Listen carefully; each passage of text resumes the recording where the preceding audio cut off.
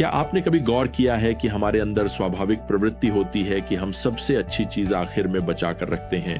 हम दिन का अंत अच्छे तरीके से करना चाहते हैं। अगर हमारा दिन बुरी खबरों से भरा रहा हो तो हम चाहते हैं कि उसका अंत किसी अच्छी खबर से हो। मुझे लगता है कि यही सोच हमारे खाने के साथ भी होती है। हम पहले सब्जियां खाते हैं और मिठाई को आखिर में बचा कर रखते हैं।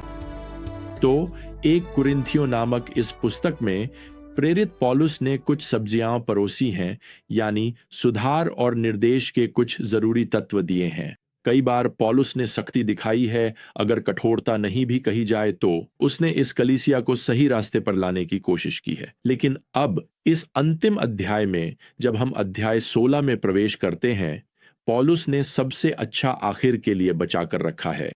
उन्होंने कुछ सकारात्मक, कुछ उत्साहवर्धक बातें इस पत्र के अंत के लिए बचा कर रखी हैं, और अब वे इस पत्र का समापन अच्छे अंदाज में करने जा रहे हैं। वह यहाँ पहले पद में उस विशेष संग्रह के बारे में लिखते हैं जो वे यरूशलेम में राहत कार्यों के लिए एकत्र कर रहे हैं। उन्होंने इस भेंट का उल्लेख रोमियो में भी किया है। अब वे 2 कुरिन्थियों में इस विषय को 2 पूरे अध्याय देने जा रहे हैं। लेकिन पौलुस का जुनून और उद्देश्य परमेश्वर की बुलाहट के अनुसार सुसमाचार का प्रचार करना था, और वे कभी भी उस कार्य से डगमगाए नहीं। लेकिन वे विश्वासियों की शारीरिक भलाई को लेकर भी चिंतित थे। वे कोई सामाजिक सुधारक नहीं थे, वे एक प्रचारक थे। फिर भी प्रचार करते हुए भी उन्होंने पीड़ित विश्वासियों की मदद के लिए जो कुछ कर सकते थे किया, और यही दृष्टिकोण हमारा भी होना चाहिए। खैर, कुरिन्थियों ने इस राहत प्रयास, इस विशेष भेंट के बारे में सुना था, और जाहिर तौर पर उन्होंने पौलुस से इसके बारे में पूछा था। वे स्पष्ट रूप से इसमें भी शामिल होने के लिए उत्सुक थे। इसलिए अब पौलुस उन्हें यहाँ दूसरे पद में बताते हैं, हर सप्ताह के पहले दिन तुम में से हर एक को अपनी समृद्धि के अनुसार कुछ अलग रखकर जमा करना चाहिए, ताकि जब मैं आऊं तो संग्रह करने की आवश्यकता न हो। वैसे आप देख सकते हैं कि पौलुस यहाँ सप्ताह के पहले दिन का उल्लेख करते हैं, और वह रविवार है। यह वही दिन है जिसे शिष्यों द्वारा प्रभु का दिन कहा जाने लगेगा।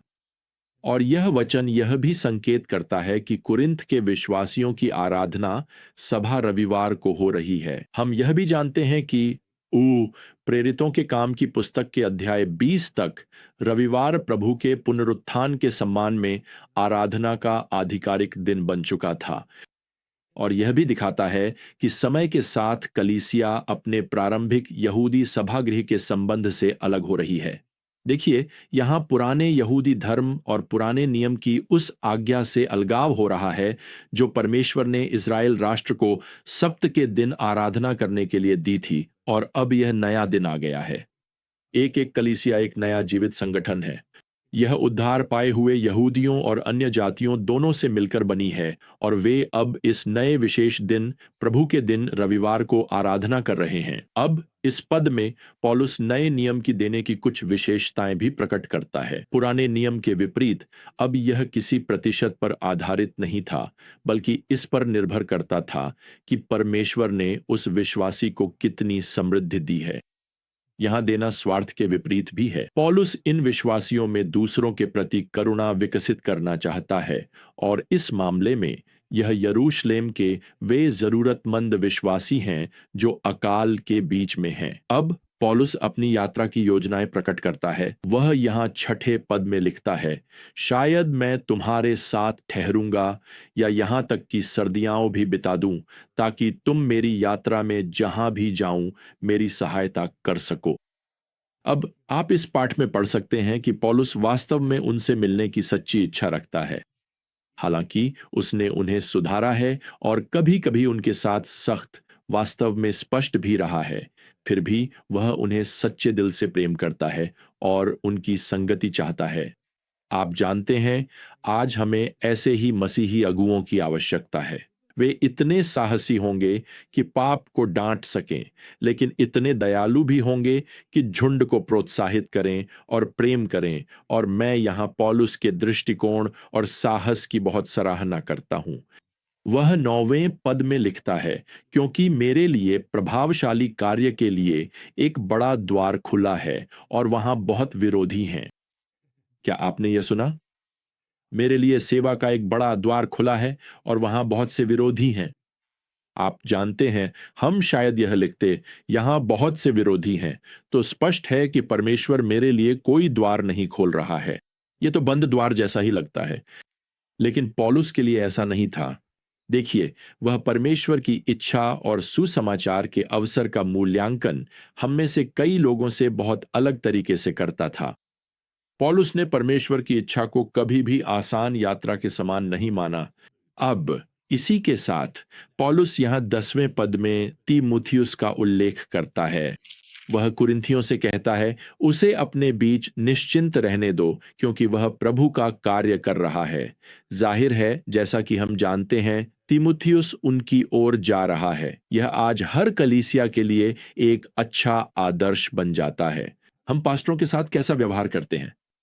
हम यात्रा करने वाले सुसमाचार प्रचारकों या मिशनरियों के साथ कैसा व्यवहार करते हैं?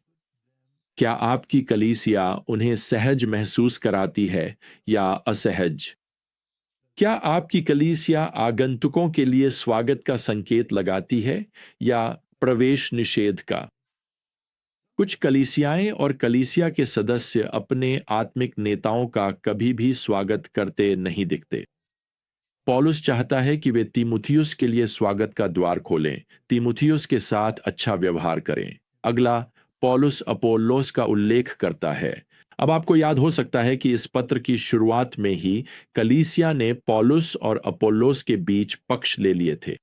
वे बहस कर रहे थे कि पौलुस या अपोल्लोस में से कौन सबसे अच्छा प्रचारक है। लेकिन पौलुस और अपोल्लोस आपस में प्रतिस्पर्धा नहीं कर रहे हैं। पौलुस यहां 12वीं आयत में कुरिन्थियों को लिखते हैं, मैंने अपोल्लोस से तुम्हारे पास जाने का बहुत आग्रह किया, वह जब अवसर पाएगा तब आएगा। दूसरे शब्दों में पौलुस कह रहे हैं कि हमारे बीच कोई प्रतिस्पर्धा नहीं है, केवल सेवकाई के कार्य में सहयोग की भावना है। अब पौलुस 13वीं आयत में लिखते हैं, सावधान रहो, विश्वास में दृढ़ रहो, पुरुषों की तरह व्यवहार करो, बलवान बनो, तुम्हारे सारे काम प्रेम में हों। यहां जो वाक्यांश है, सावधान रहो, इसका अर्थ है शैतान के प्रभाव के प्रति सतर्क रहना। और सच कहें तो शैतान ने इस कलीसिया को एक से अधिक तरीकों से बांट दिया था। उन्हें इस खतरे के प्रति जागरूक होने की आवश्यकता थी। पौलुस यहां उन्हें पुरुषों की तरह व्यवहार करने और बलवान बनने के लिए कहते हैं, जो कि उस आत्मिक युद्ध की एक और याद दिलाता है जिसमें वे हैं। इससे भागो मत, लड़ाई में डटे रहो। अब आप देखेंगे कि पौलुस यहां 14वीं आयत में भी लिखते हैं, तुम्हारे सारे काम प्रेम में हों। यही तो संतुलन है। सिर्फ इसलिए कि उन्हें आत्मिक युद्ध में कठोर और मजबूत होना है, इसका यह मतलब नहीं कि वे एक दूसरे के प्रति प्रेमहीन हो जाएं। उन्हें एक ही समय में कठोर और कोमल दोनों होना है। अब सामान्य रूप से पौलुस का पत्र एक धन्यवाद पत्र में बदल जाता है। अब वह कई लोगों को उनकी सेवा के लिए आभार व्यक्त कर रहे हैं। 17वीं आयत में वह स्तेफनास, फॉर्चुनेटस और अखाइकुस की सराहना करते हुए कहते हैं, उन्होंने मेरी आत्मा को भी वैसे ही ताजगी दी जैसे तुम्हारी आत्मा को।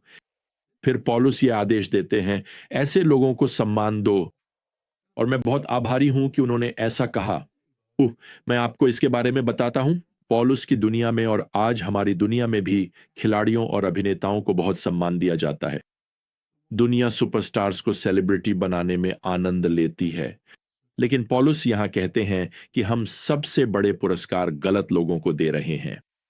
जिन लोगों को पहचानना चाहिए, जिनका धन्यवाद करना चाहिए, जिनकी नकल करनी चाहिए, जिनकी सराहना करनी चाहिए, वे लोग हैं जो मसीह के कार्य के लिए अपना जीवन बलिदान कर रहे हैं।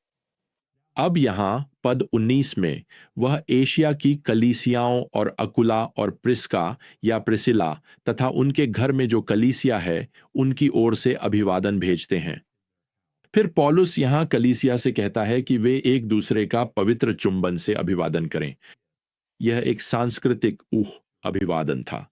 मैंने उन देशों की यात्रा की है जहां कलीसिया में हर कोई एक दूसरे का गाल पर चुंबन लेकर अभिवादन करता है।